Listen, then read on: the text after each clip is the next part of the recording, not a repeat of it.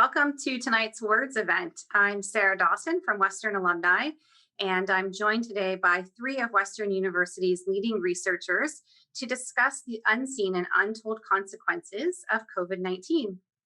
We are lucky enough that they will be fielding your questions tonight, so please draw your attention to the bottom of your screen where you're going to see the Q&A feature, and we'll get to as many of those as we can today.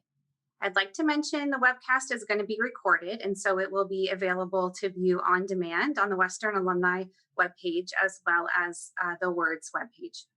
And now I would like to take a few minutes just to welcome our panelists. Dr. Eric Arts is the Canada Research Chair in HIV, Pathogenesis and Viral Control. He serves as a professor at Western's Schulich School of Medicine and Dentistry. An internationally renowned expert on vaccine delivery methods, disease progression, drug resistance, and the global spread of HIV, Eric and his team are currently working on a COVID-19 vaccine. The professor in Western's Department of Sociology, Kate Choi, is the acting director of the Center for Research on Social Inequality. A family demographer and quantitative sociologist, her research examines the nature of determinants and consequences of social inequality. Prashi Srivastava is a professor in Western's Faculty of Education. A thought leader in the field of global education, Prashi is an expert on global education policy, education equity, private schooling, and global philanthropy. Thank you to all three of you for being here. Eric, let's get started with you. You get the number one question. In recent weeks, we've learned that Pfizer and Moderna are edging ever closer to an effective vaccine for COVID-19. We're wondering, what does this mean for the vaccine that you and your team are working towards at Western? And are you buoyed or deflated by this news? I'm, excuse me, just clearing the throat. I don't have COVID. I got tested, but no, I'm very, very excited about the news this week. It is a big relief to many of us, and as I was talking to my co-panelists, there's very few vaccines that have ever been developed that have shown this level of efficacy. So I'm really looking forward to getting this rolled out very rapidly and to getting it administered in Canada. And fortunately, we have procured the dosing we need from both Moderna and Pfizer to move forward, regardless of the vaccine that is delivered. And I'm also quite pleased because knowing the nature of how this vaccine works, I think there is a great hope, and the data already shows that not only has high efficacy, but the safety data shows that it's going to be very safe. And of course, we always are concerned about long-term effects of vaccines. But in the course of the study that they've done, there's almost no side effects. And that is very encouraging. And it's very important to stress that this is one of the simplest types of vaccines that could be available of all the ones that we're looking at in the future. And there will be more that will be available to the public. So it's good news, and I think we can all breathe a bit of a sigh of relief, but I always want to stress that now is the time to really put a stop to transmission. So I'm really fearful that our population will just kind of go, oh, well, we don't need to worry because the vaccine's coming.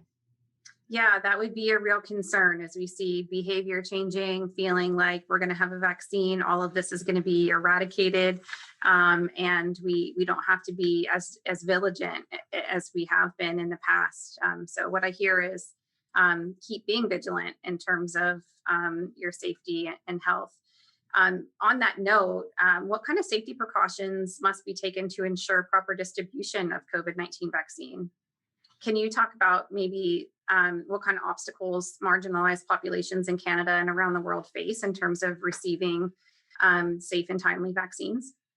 Yeah, so that's one slightly disappointing news, not disappointing news, but one challenge that we face in delivering this vaccine is the cold chain aspect. And even Moderna's vaccine still needs to be stored at cold temperatures, it doesn't need to be stored long term at minus 80 degrees and distributed to sites at minus 80 degrees Celsius, which it poses a big challenge in the distribution of these vaccines across the country. Like in London, Ontario alone, we may need as much as storage for as much as 100,000 doses during the period of time that we'll be needing to vaccinate our population.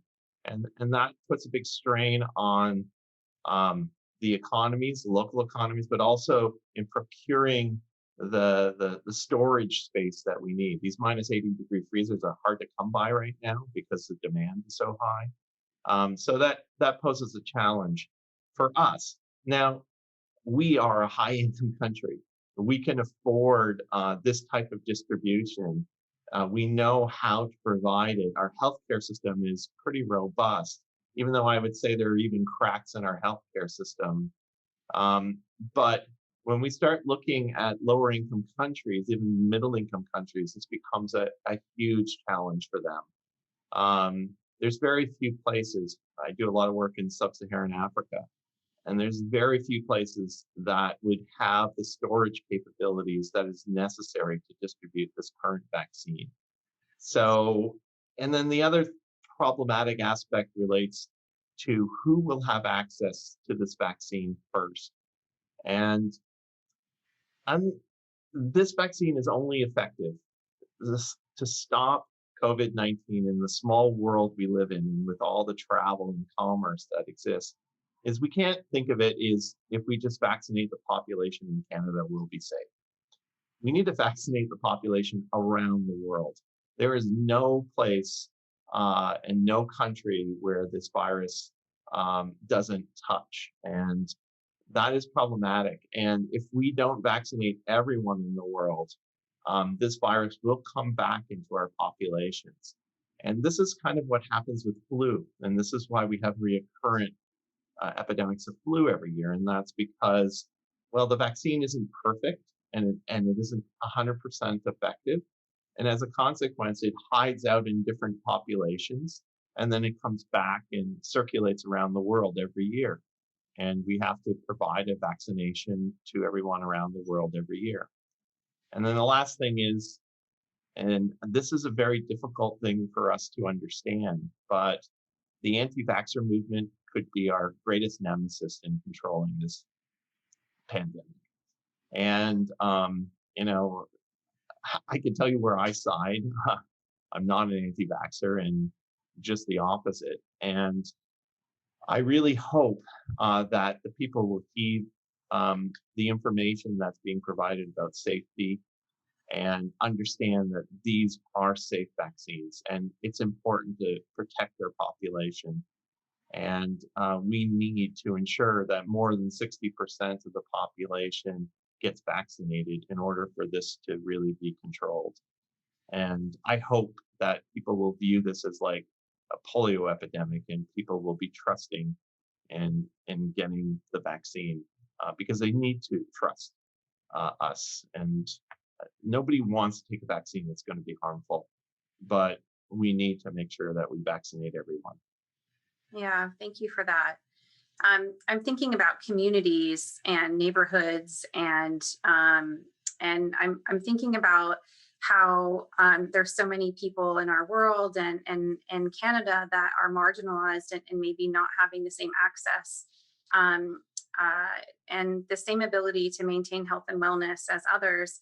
And Kate, I'm going to lob you a question over here and ask you if you can talk about this topic, because you've been studying Canadian neighborhoods and specifically their physical infrastructure during this pandemic. Can you talk to us about why COVID-19 spreads faster in low-income communities, and how has this been exacerbated by longstanding problems in Canada? That's a great question. So we know in the very beginning of the pandemic, we thought that COVID-19 was a great equalizer, affecting the affluent and the poor alike.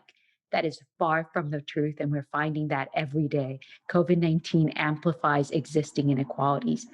And some of my work with my co-author, Patrick Denise, shows that in Canada, particularly neighborhoods in Toronto, you actually see that COVID-19 spread much faster in low income neighborhoods than it did in middle or higher income neighborhoods, in large part because low income neighborhoods have fewer desirable amenities that promote health and more undesirable amenities that are detrimental to health. For example, a key public health measure for us to stay safe right now is physical distancing. But if we kind of think about how what is needed in order for us to engage in physical distancing is that there be enough space, say, in the sidewalks, and the sidewalks be properly maintained.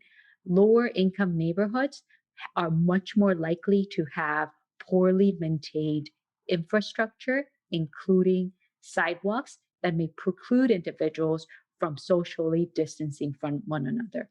Another particular aspect of poor neighborhoods is that it's much more likely to have overcrowded households where there are a lot of household members for a given space.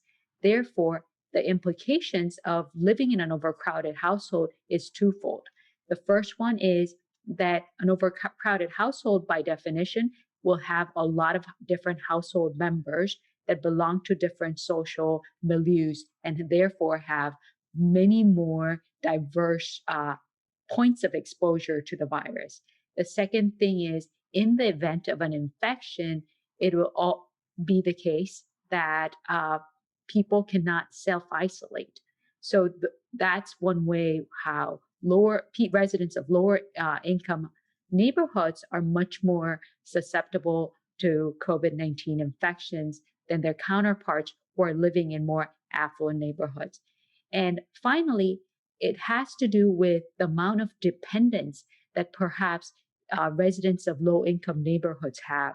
For example, if it is in fact the case that public transportation is not readily available in middle and high income neighborhoods, people can just drive to different places. But if you are part of the low income neighborhood and you're a resident there, you're less likely to own a car. Therefore, you need to really rely on public transit. And if you are in public transit or you have to do a lot of different transfers, you're much more likely to be exposed to COVID-19 and have the infection. So these are some ways that physical amenities can contribute to inequality across neighborhoods. Yeah, thank you for that, Kate. In my past conversations with you, it's my understanding that we rely mostly on census and survey based on social, demographic, and economic data. Why is it important that we look beyond age and income as we start collecting information? Um, and and how can that contribute to us curbing the spread of COVID? That's a wonderful question. So, one thing that we know about this particular pandemic is in Canada, as well as other countries like the United States, United Kingdom, and places like Brazil, racial minorities are more vulnerable to COVID-19 than in terms of both infection as well as death rates. So, if we kind of think about what is the ideal way to curb a particular pandemic, is to identify vulnerable populations, understand why they're vulnerable, and actually uh, introduce different policy measures that can kind of address some of their vulnerabilities. And that's the best way to actually curb the spread of COVID-19.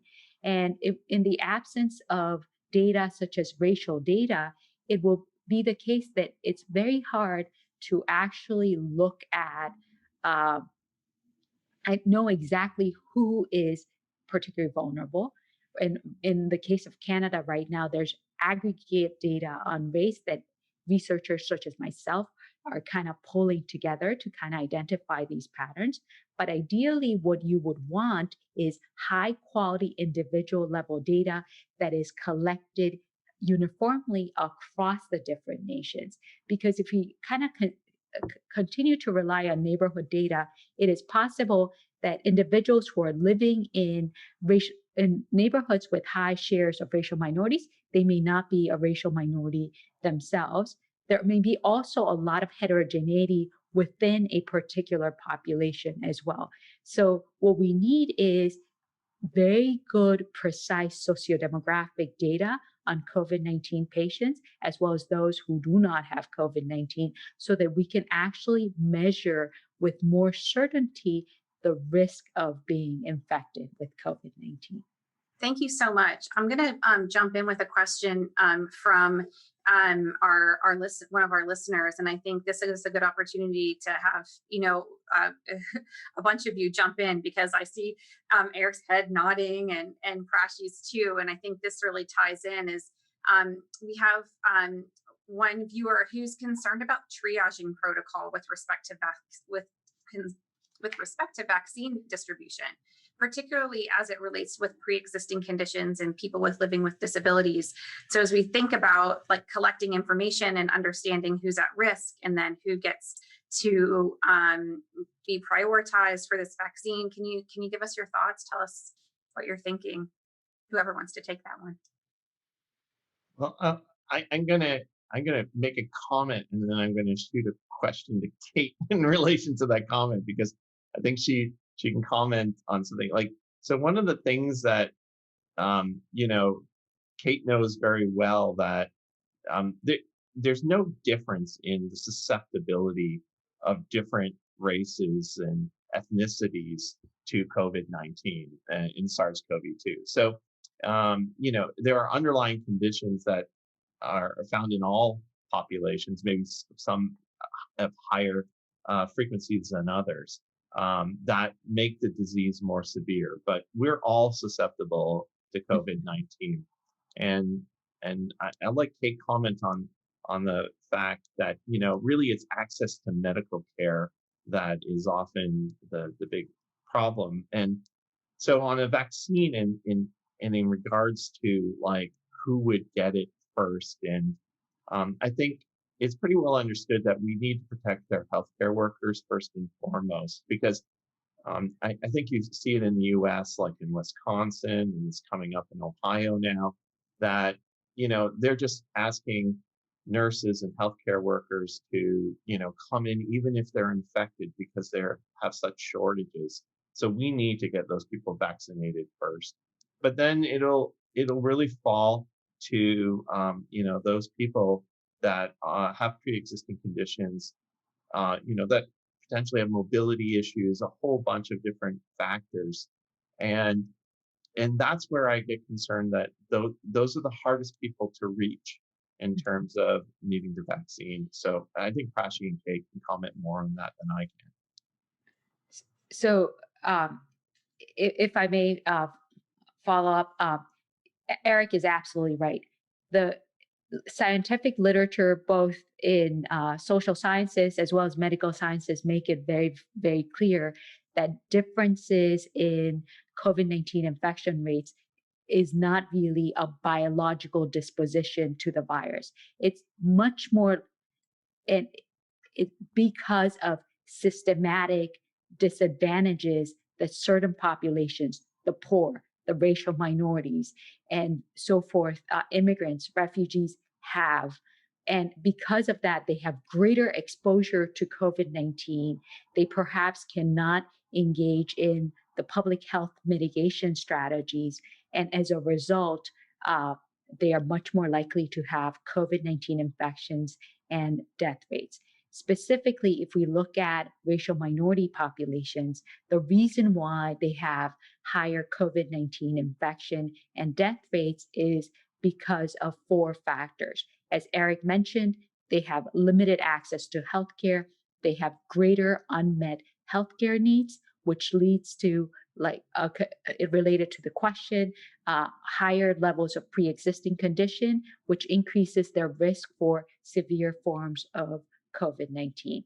The second reason is because of their labor market disadvantage. So if we look at racial minorities or individuals who are living in poor neighborhoods, it is the case that they're disproportionately concentrated in frontline occupations, and they're disproportionately concentrated in the type of occupations that require that they be present at work, that prevents them from working from home. And as a result, in their workplace, they have greater exposure to COVID-19. The third reason, as we mentioned earlier, has to do with the neighborhood amenities and the fact that they have fewer health promoting amenities. And then the fourth factor that a lot of different scientists have found, particularly in the US and UK, has to do with racial discrimination, which is linked to uh, which is known to have adverse effects on both mental and physical health. And of course, poor health is perhaps a pre-existing condition that increases people's vulnerability to COVID-19.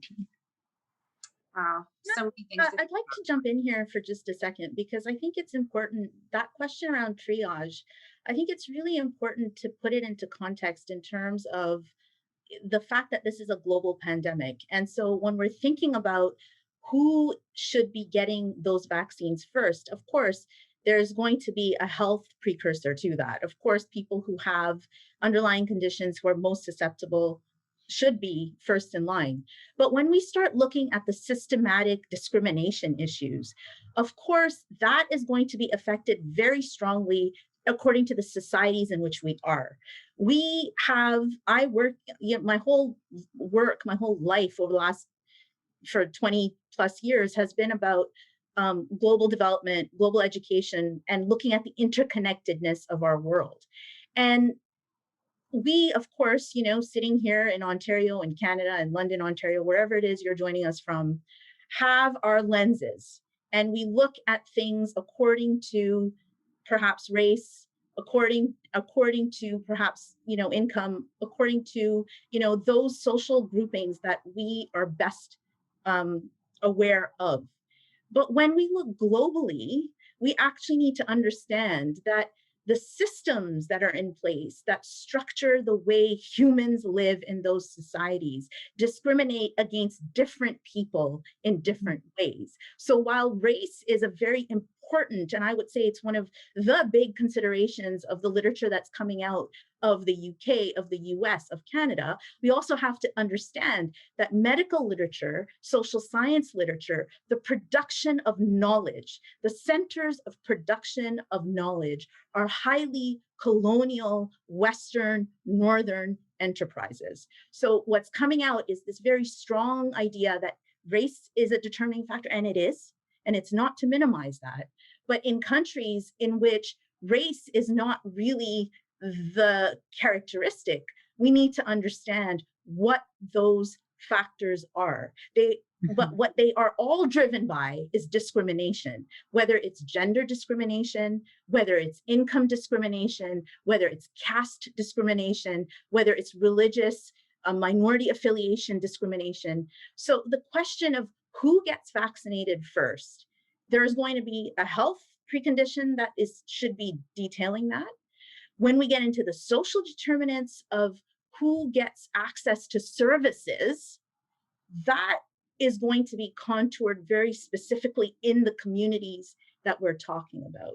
So I think that's a very deep question, and it actually, touches on the work of Eric, myself, and Kate in a cross-cutting way. Thank you for asking that question. And if I may add to Prachi's wonderful point, this is also tied into why it's important to collect detailed, high quality individual level data. So what may apply in Canada or what may apply in North America may be different than what applies in places like India or South Korea and so forth. But if you have good data across the world, right, we can have empirical evidence that showcases who is vulnerable to COVID-19 in that particular society, who gets discriminated in that particular society, have the empirical data, and based on that, address those individuals who are particularly more vulnerable to COVID-19. And potentially that may be a good way to kind of triage as the as indicated in that particular question. Yeah, thank you for that. Prashi, I'm wondering if we can talk a little bit about some of the long-term implications that we're dealing with now, like as we start to think about it now, and thinking about students in particular, and how they have really had such a disruptive learning experience going back almost 9 months now. When we think about the learning loss that has happened, and more specifically, how children in different parts of the world, and maybe even different parts of our own country, how will they fare? And will some children fare better than others? And can you talk to us a little bit about what that looks Yeah. like?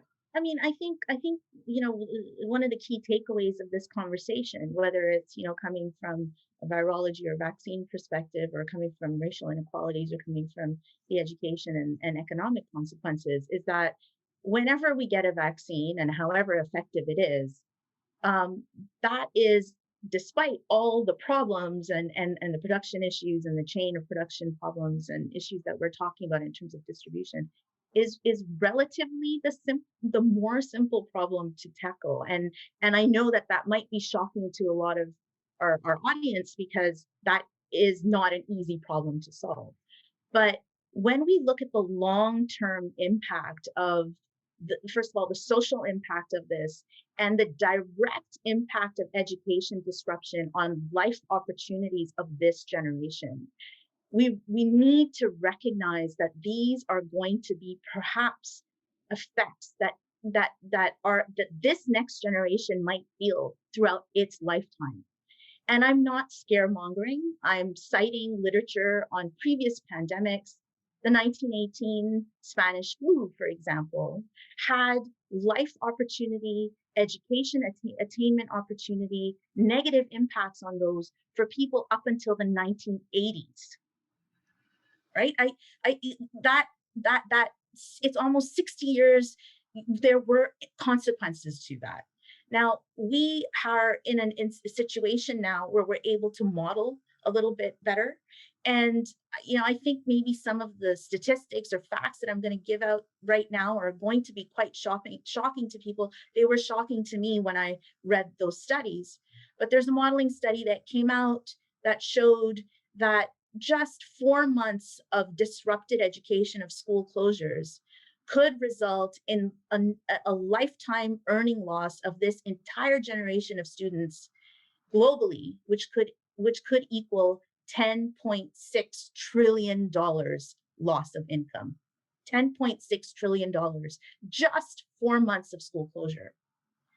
In Canada, there's a modeling framework that came out by Statistics Canada that said that the class of 2022, high school students, college graduates, and undergraduate students of 2022, they might see a loss of income of $23,000 to $40,000 for the next 5 years. That all depends on what happens in terms of the youth unemployment rate, what happens in terms of the health of our economy, what happens in terms of learning, the quality of learning that gets lost in terms of disruption.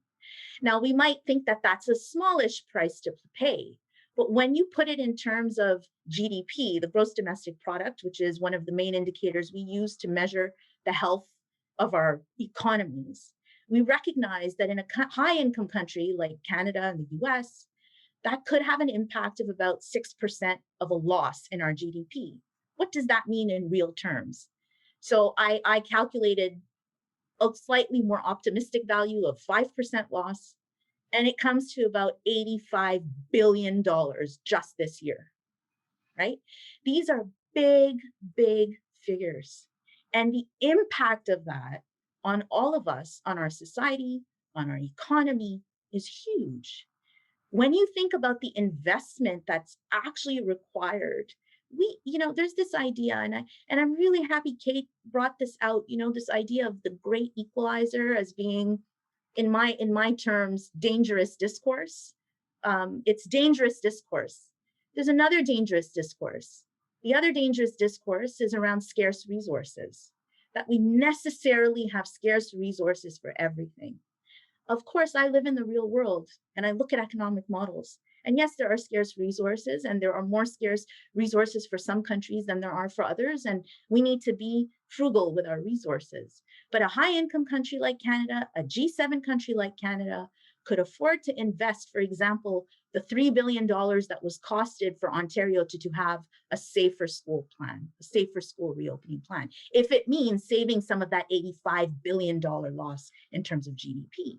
We need to think very critically about how we use that frame.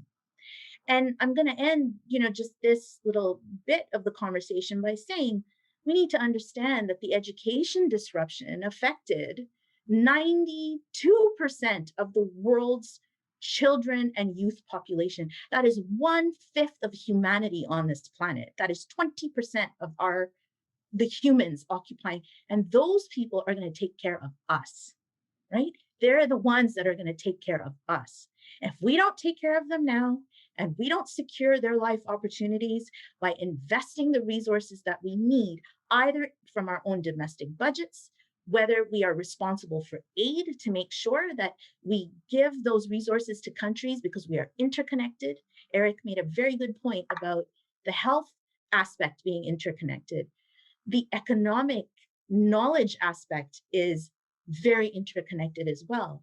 We want thriving economies. We want thriving education systems so we can all flourish. So we need to ask our governments, are we standing up for those values? Are we doing that in our context if we have some resources that we can rejig from different budgets? And I think sitting in Canada, we probably could find them.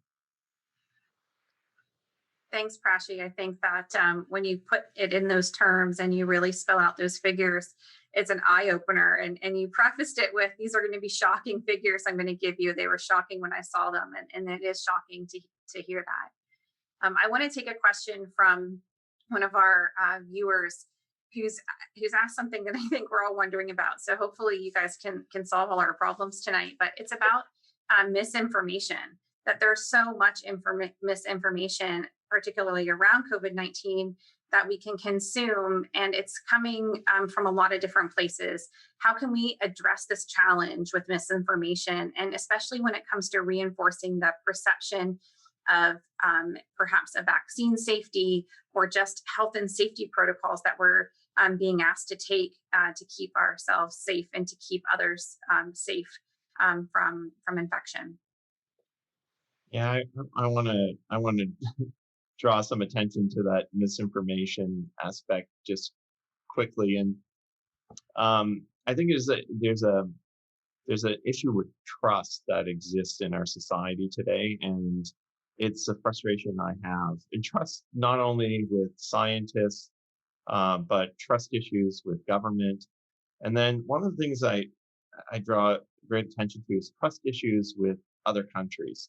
So China is a very good example. So there's a lot of fear mongering and concern about, China created this virus, it spread. And first of all, nobody unleashes a virus on their own population for any real reason. And there is nothing that suggests that this virus was created in a laboratory. What this virus was created by is our close contact with wildlife and our inability to protect that wildlife and treat it with the respect it deserves. So that is what caused these epidemics. It caused the first SARS, it caused MERS, it caused SARS-CoV-2, it caused Zika, it caused HIV.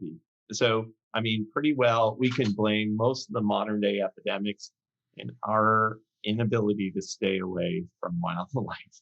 And that's a sad part. So I always have big difficulties in trying to explain that to people, that man is not smart enough to create these types of viruses that cause these types of epidemics. It's unfortunately an happenstance of nature. And then the next thing that is a big difficulty is trusting science that has come out of China in regards to things like mask wearing. Okay. So we spent a lot of time debating whether masks were effective or not. And I've made so many mistakes in this epidemic. My family can tell me all the mistakes that I've made are, proclamations I've made that turned out to be false. But the one thing that I knew from the start was as soon as everybody started wearing masks in China, I was wearing a mask.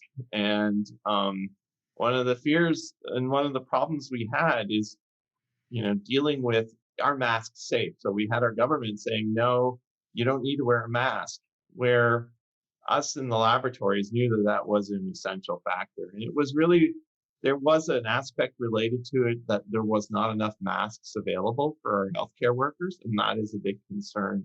But that stayed a part of the conversation for way too long, and we didn't trust the information coming out of China on a lot of different aspects in relation to this epidemic.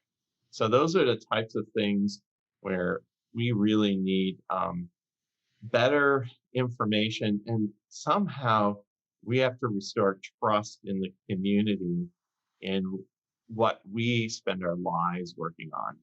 And I don't know how that trust has been broken down, but forums like this does help, because we can try to put it in terms and understanding that most people can understand, and most of it isn't that complicated. It's just trying to get the information out. So if I may add to that, something that it should be noteworthy is the countries who have the highest COVID-19 infection rates, as well as the highest fatality ratios, are the countries that politicize the public health measures. So if we just look at the south of the border from Canada, we know that that is the case. So the trust that people have towards medical scientists, as well as social scientists and public health officials in countries like Canada turned out to be a good thing. So a little bit more of that could be effective way to curb the COVID-19 virus. Then of course there's a whole issue around critical thought and critical thinking around if someone is presenting something, to be really critical. Not There's a difference between criticizing and there's a difference between being critical. And I think in our everyday parlance, we've kind of lost that specification of what it means to be critical. And what it means to be critical is actually to be open-minded and ask questions. So if someone is telling somebody that they've read something, the first question to ask is, okay, where did you read it? What was the source of that? Somebody says, okay, I read that masks are really not very effective. And the question is, okay, so where did you read it and when did you read that?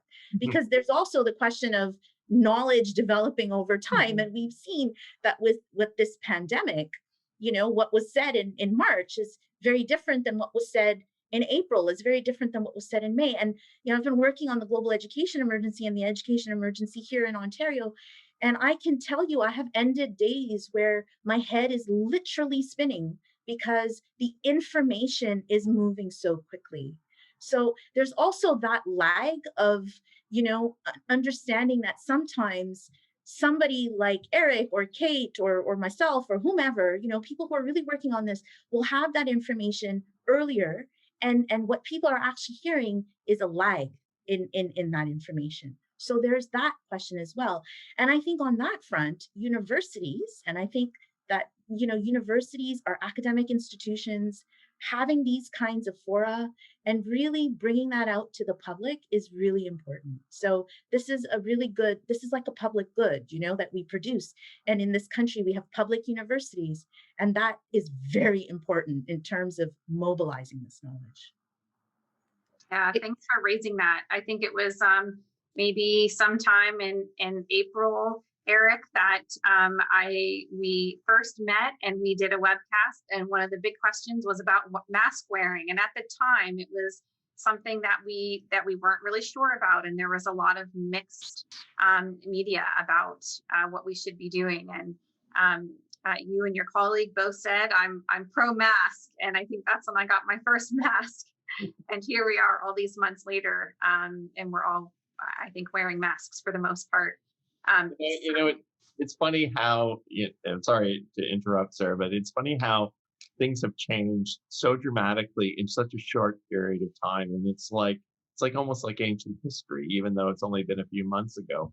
But I remember going into the grocery store wearing a mask when only healthcare workers were wearing masks. And these villainous stares I was receiving in the grocery store for wearing a mask. But, there was also part of me that says, I don't know too much about this virus, but I know I'm working with it in the lab. And I am going to protect the people around me. And I want to make sure that I'm not getting infected as well. And I know that this is going to have an effect. And now turn it around to where we are in modern day and walk into a store without a mask and see the villainous stares that you will receive. So it is amazing how it's just like Prashi said, if you just look at the literature from the scientific information that was provided in, April and March, it was still very murky, right? But you really need to look at what's being provided now, because our knowledge also improves and changes over time. It's not like we're static in what our beliefs are, and we cannot be dogmatic. And so the scientists that are dogmatic are the ones that maybe we shouldn't be listening to all the time. So that is an interesting thing. Yeah, for sure.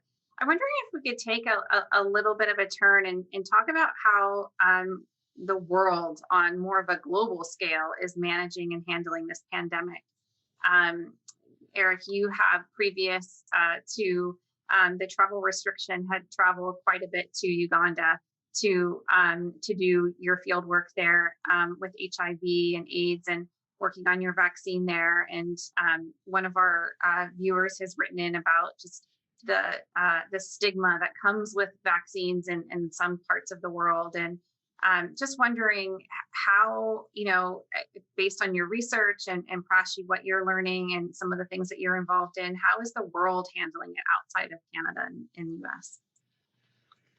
Well, I can say it's in Canada and the US, is like Kate described very well, it is a disease that affects all of us, but it is affecting marginalized populations more so than the more affluent populations.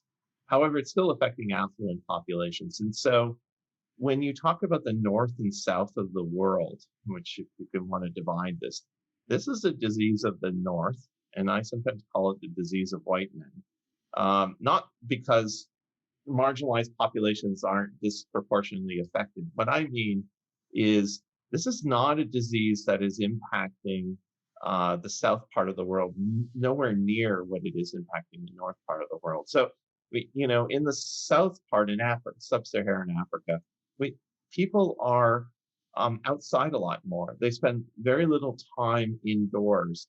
They don't have closed windows. They don't have air conditioning. And this is the way people live in Uganda, for example. Doesn't mean that household contact transmission is not possible. It still happens.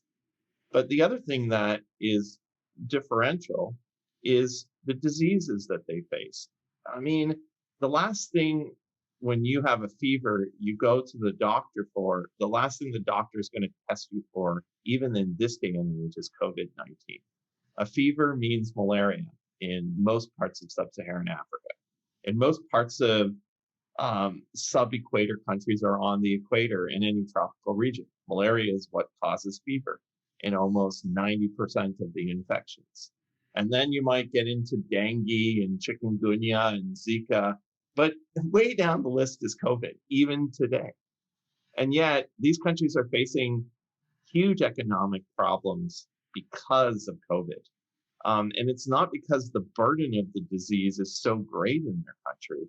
It's because everything has been shut down for them because the high-income countries, first of all, aren't providing the same amount of aid. And second of all, they're seeing resurgence of HIV infections, TB, and malaria because they don't have the drugs and the treatment, and they don't have the resources that they normally do. And that is a huge problem. And what we're seeing now is resurgence of these diseases. And I say that in sub-Saharan Africa, in other parts of the world, but it's happening in Canada as well. There is now people that are afraid to go to clinics to get HIV tested. And what we're seeing is potential outbreaks in Saskatchewan, for example. There was a nice article that just recently appeared about how this is going to be problematic. There's problems with that in London, Ontario. Most people don't understand or don't know that we had an HIV epidemic in London that was greater than pretty well all of North America. We had the highest incident rates in London for at least 2 years because of our IV drug using population and opioid use. And these are the types of things that get ignored when suddenly your neighbor in an affluent neighborhood is potentially contracting a disease that might spread to you. You suddenly turn it inward and you forget everything that goes around you that is much more problematic. I mean, there in just this year, there'll be 2.5 million people that will die of HIV, TB, and malaria.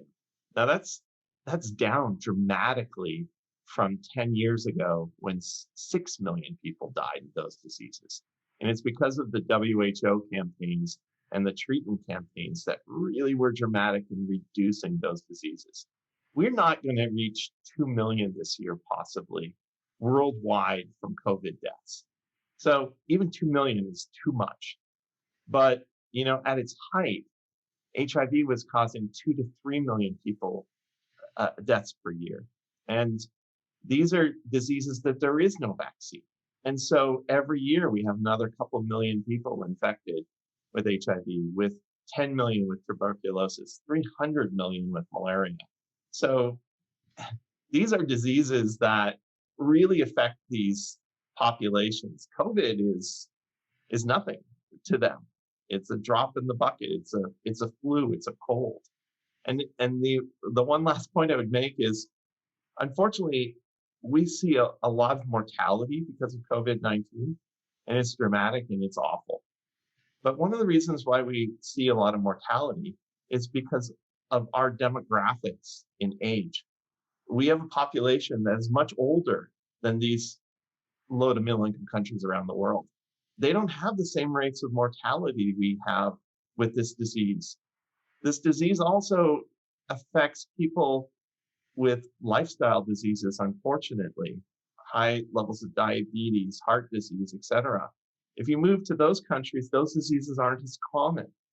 So it's quite a different dynamic in low to middle income countries.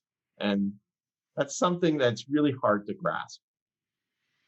Yeah, absolutely. And as we start to think about, how we move forward and what kinds of policies, for example, we start to think about, I wonder, what does that look like in terms of COVID-19? Like how do we look at our policies? How do we look at some of the ways that we're interacting and some of the ways that we're addressing, not just like the lifestyle, I would say, issues with healthcare, but just how we are treating healthcare and who has access to things, and what do we do with that, nationally, and what do we do with that on a global scale? Maybe Prashi, you can kind of jump in and talk to us a little bit about what we can do collectively.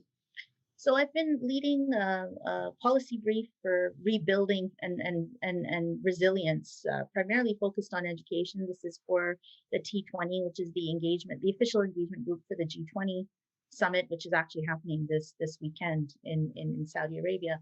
And that's exactly what we are trying to understand, is what are some of the policies that we can put in place, or some of the measures that we can put in place to enable some level of recovery and resilience. One of the issues I think that we've touched on very strongly, which is the point of this, is the point around inequities and systemic inequities within our systems. So that means there are particular groups of people who are denied access to services, whether that's health, whether that's education, whether that's labor, they're denied those opportunities, and that is not a function. That is not a natural order of things. That is a function of the way we have decided we are going to structure our societies. We do that in our domestic borders, and we do that in the way that we support other countries in terms of Canada being an OECD donor, and we have an official development plan. And that means that we are meant to be giving, for example, 0.7% of our gross national income is supposed to be going to aid. Canada has never done that. We're around 0.3, 0.33. There are Nordic donors that continuously give 0.7 and above. What does that mean? Well, that means that in a time where domestic budgets are contracting around the world, these countries that might not be affected so much in terms of the health implications of COVID, as Eric has pointed out, nonetheless are going to be disproportionately affected by the global economic impacts of COVID, and also the impacts within their own borders. So what does that mean for those countries? That means that their budgets are going to shrink. Their domestic budgets are going to shrink substantially. They have entered the pandemic in many instances with insecure education systems, with insecure health systems, with many, many more inequalities than we are used to. And those inequalities and those systemic differences are going to increase. They won't have the money to meet those gaps. And the aid budgets that are supposed to be coming from richer countries are also going to contract. So there's this whole problem of how do we come out of that? I think there are ways of coming out of that. I think one way of coming out of that is to be a lot more cross-sectoral and collaborative. Not to just think of health as health and education as education, but to think of which parts of that puzzle can be filled by other parts. If I take the education sector, for example, we think of education as just teaching and learning kids in school, but actually education has many more functions. It provides childcare, although it's not its primary function. It provides health diagnostics. It provides meals. In many countries, it provides the only meal that children are going to have, midday meals. That's a health and nutrition benefit. So what parts of that pie can other sectors perhaps co-finance? Maybe health, that tends to get twice the amount of money that education does and has over, if I can tell you, between 2002 and 2018, health has consistently gotten almost double what education has gotten in terms of aid. But maybe part of that budget can be used to think of nutritional aspects or health implementation that we can do within schools, right? So how can we start looking at our systems as systems and not as silos? And I think in Canada or in high-income countries, we tend to think that, we've got it under control. This virus has shown us that we have not got it under control, that in fact, we are very siloed. Our provinces are very compartmentalized. Health is health. Education is education. We have no federal body that regulates education in this country. And there are reasons for that. But what does that mean? Why do we not have, for example, a federal task force that is truly cross-sectoral, that has levels of governance within every level of government in our country? Why do we not have that?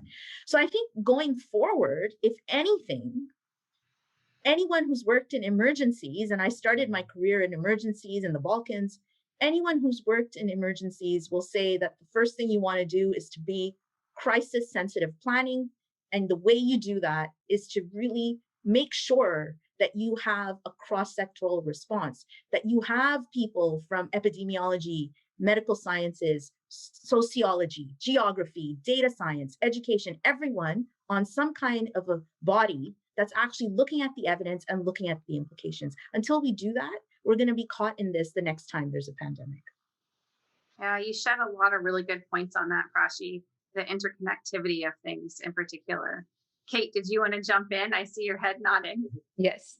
So I as you both of you so eloquently stated, I think what the pandemic illustrates is how interconnected we are and the potential dangers as a humanity or a society as a whole is the most vulnerable populations influence those who are affluent as well. So I think in addition to designing a holistic policy intervention that can actually look at different dimensions, I think more resources have to be invested towards those who are particularly disadvantaged. Because in the absence of the well-being of individuals who are disadvantaged, we have found out throughout this pandemic that society overall is disadvantaged. And that can be within our countries and high income countries, but it can also be looked at with the global lens, as both Prachi and Eric indicated earlier.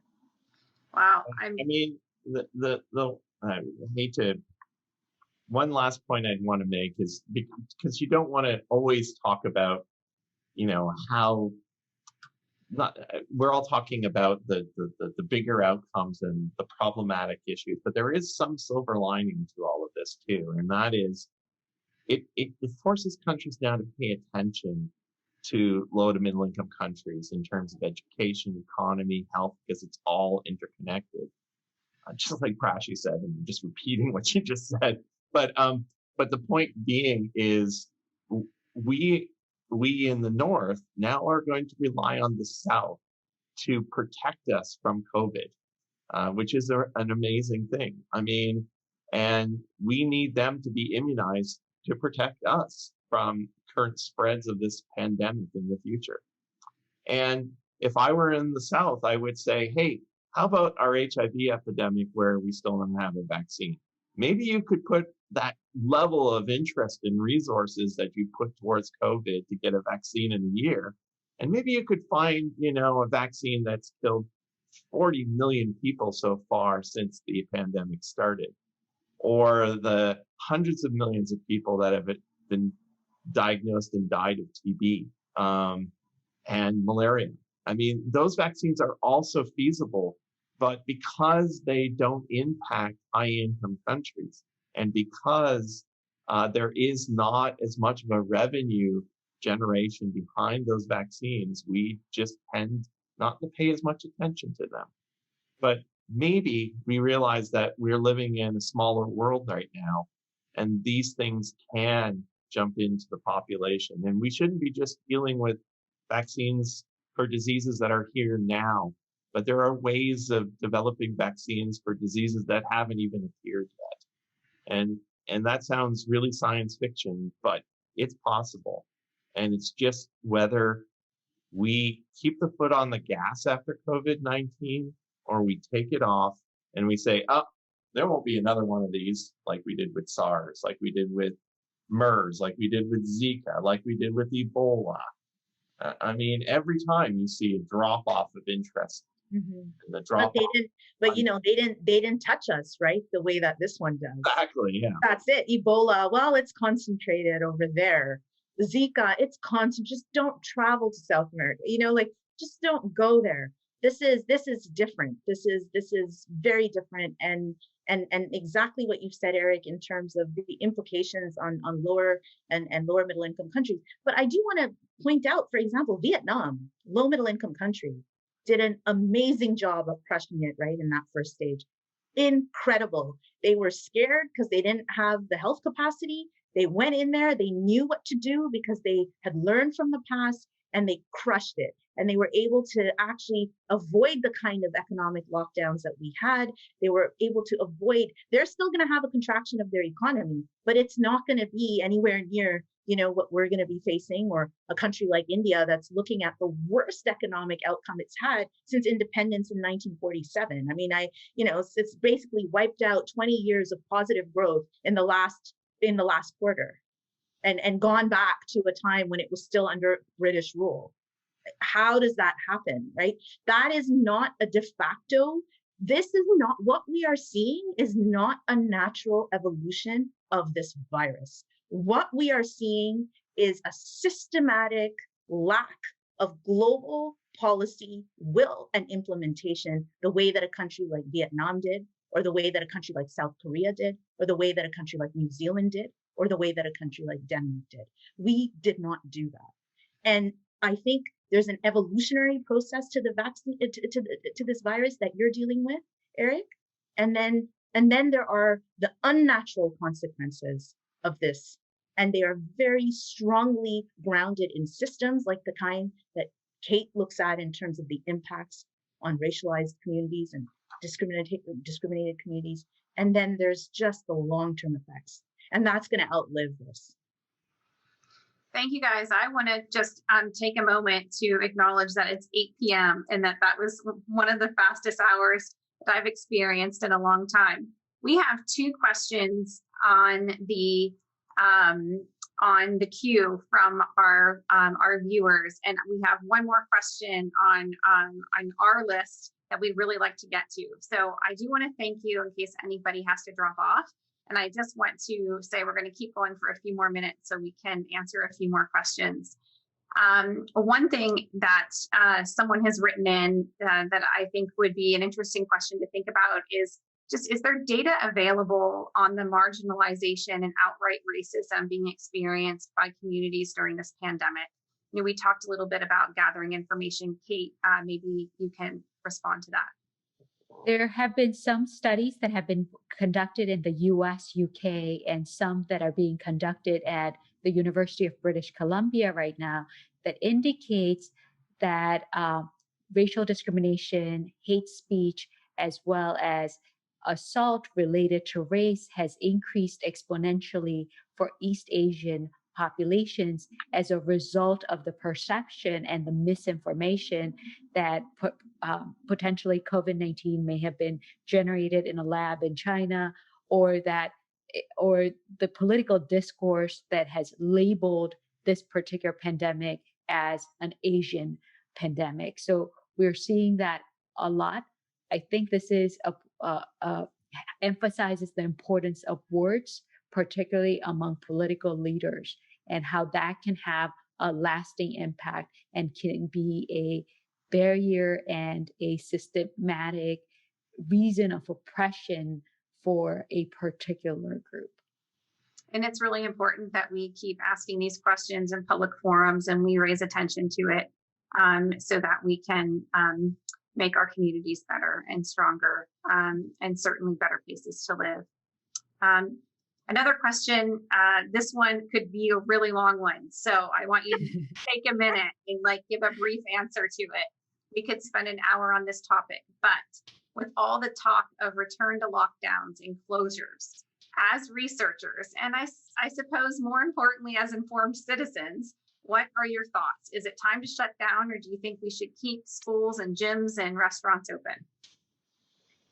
So I mean, we've talked about this in our pre-talk, prior to this meeting, and it's an interesting thing. We're all tired of lockdowns. I mean, we're all tired of wearing masks, and it's understandable. I just want to see friends. I want to go out to restaurants and enjoy that. But I know that that's on the horizon. I mean, we really have to trust that these vaccines are working. And I think you can trust that. So then the question becomes, what are you willing to sacrifice at this stage? I mean, we've sacrificed so much in the last year.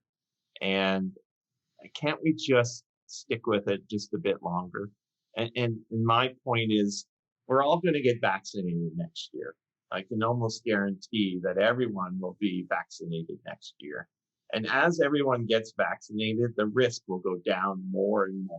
The amount of new infections will start decreasing more and more. You can take that to the bank. And the point being is, how many people's lives are we going to risk, especially over the holidays, if we don't do this one last time? And I think we can. And I really hope the government really makes a strong plea for that and says, okay, we might start immunizing people in January. Can't we just stick inside and watch really stupid Netflix shows? And Pashi and I were talking about it. We're both watching Hallmark movies and whatever we can enjoy right now. But hey, secret. I'm sorry, Pashi, I let it out. But when you brought that up, I wasn't going to let it go. And I think like we can do it. And if we do it, how many lives will we save? And think about if we don't do it. Can we take that on our conscience But I that but I lock think there is but I think lockdown, so there's two things here, right? There's absolutely, I think there needs to be some restrictions that are going to be put into place. Absolutely. I think the thing is though, which are the services that are core essential services that there needs to be a hierarchy of which services we absolutely want to maintain, and for the benefit of them, which are the more non-essential services that we can think about closing. So there was a study that came out in Nature that said that restaurants, bars, clubs, these are the top three places, looking at all the literature in terms of the super spreader events and the super spreader new infections. Those are the top three places where they're coming from. And actually schools are like way at the bottom. Scotland just came out with a report today or yesterday that seems to indicate that schools are actually not the place of transmission. That's not where transmission is happening. And so maybe we want to make sure that we want to try and keep schools and hospitals open. Like I feel like yeah. there's a hierarchy, and there's an elephant in the room about the fact that we haven't done a great tracing. Like we've not. Toronto Public Health stopped tracing about a month and a half ago, right? Like it's not actually, and Toronto is kind of the center of one of the two centers of the pandemic here in Canada, and it stopped doing tracing. Why is that? Not because it doesn't have the technology, because it doesn't have the resources to hire the people power to do it. So again, it's a question around how do we sustain restrictions in society, which we absolutely need, in a way that is equitable in terms of not jeopardizing people's health, but also looking at what we're able to sacrifice, exactly what you said, Eric. And I'm able to sacrifice going out to a restaurant, or not going, not boogieing down on my late nights, if it means that, kids can go to school, and if it means that, the hospitals are not going to be overwhelmed. And, I think, and actually that does require a lot more in terms of implementation of QR codes, implementation of real testing and tracing, which we haven't done, and we could. It's yeah. frustrating. I'm gonna just make one comment on that. And like I think contact tracing we can do. We can get volunteers. I have students that would be willing to volunteer to do contact tracing. We all do. And that's not a limitation. It's more the organization of that to do that efficiently. And the one thing I want to mention is when I say that we got to lock down and really try to do our best. Of course, there are essential things we need to do and keep open. But the other thing too is we also have to tell the government that, I had this conversation with my wife. I would, I have the funding, I suppose, but I'm willing to give $100 right now to keep our restaurants open, and if we all gave that money, we probably would keep our restaurants, our bars, those service industries afloat for the amount of time that needs to be done. And Germany actually did subsidize its restaurants, right? It's put in programs to do that. We're not doing, again, these are policy failures. These are policy failures in a resource-rich country. And if you're not going to, we are a frugal people. Canadians are frugal, and it's good. It's the reason why we weren't decimated during the 2008 economic crisis the way that the US was, or the UK. We're a frugal people. But there's a point of being frugal. And the point of being frugal is when you need that money, you've got it in the bank. We do have some money. We're not, I'm not saying we're like in unlimited resources, but we do. And we're not expending them in exactly the kinds of ways that you're discussing, that Kate has discussed. We're just not doing it. Kate, do you have one last thing to comment before we get to our final question? So I have looked at COVID-19 rates in Toronto, and I've compared them across the different stages of economic shutdown. And what I can actually show is that there was a consistent rise in COVID-19 infection rates after July 31st, when the transition into stage 3 really happened, that continued on to the second wave of the pandemic.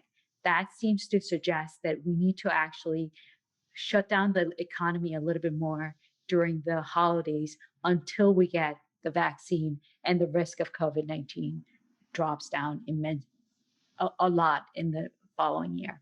We're close. Almost there. Okay, so we don't want to end with a lot of doom and gloom. And Eric, you may have given away your answer, but one of the things that I want to ask the three of you is if you could please share, what are you reading, what are you watching, or what are you listening to right now during this time to lighten the mood and keep you going? Kate, let's start with you. This is a little bit of a guilty pleasure, and I've been watching the Antique Roadshow. Like I watch like 2 episodes when 2 things come out every day at the end of the day, and it puts me in such a good mood. And I think it's a little bit of a parable. Like right now, things may seem like you're like in your grandma's basement, like sorting through old things, through the cobwebs. But with the adequate like organization, perhaps you dig out something. You don't know it's quite as good, but you take it to the Antique Roadshow, and then someone looks at it, it's like $700,000.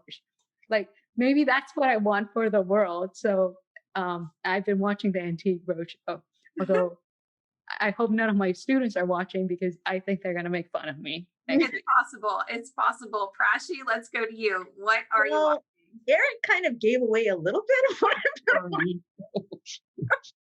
Hallmark movies. I mean, look, they're nice. Everything is orderly. It's all kind of, there's a happy ending in the middle. It's a lot of patriarchy and underlying sexism that I don't actually agree with, and lack of diversity. But it's okay for that little bit. I'm also watching. I did watch the adaptation of A Suitable Boy, and so like I'm not completely flaky, but I wasn't too thrilled with it. So I'm now gonna reread the book for the 5th time because I feel like the book was amazing. And actually, to be fair, if anybody wants to read that book, you really should. It's like watching a film. In fact, the adaptation kind of ruined the book for me, which is why I'm going to go back and read it. And otherwise, it's like 90s R&B, hip hop music. Perfect. Yeah. Keep it light. Mm-hmm. That's great. Eric, we'll end with you.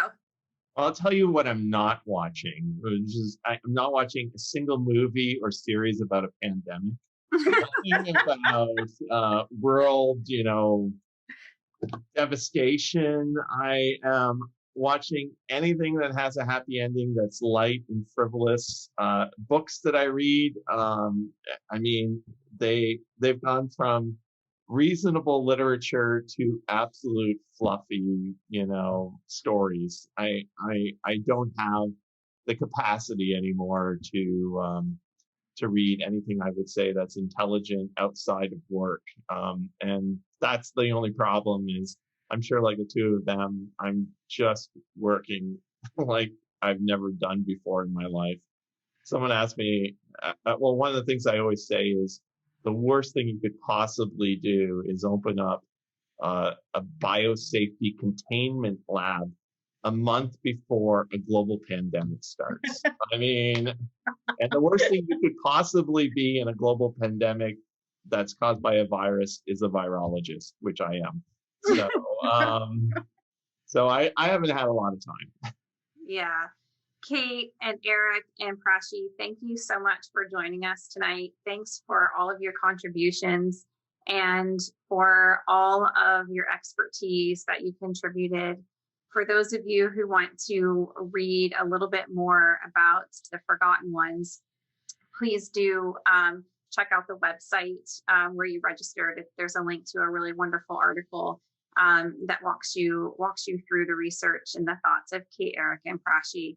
And I just want to wish everybody well, be safe, and please do enjoy the rest of the Words Festival. Really happy that we could be a part of it. Have a great night. Thanks for having us. Thanks, everyone. Thank you.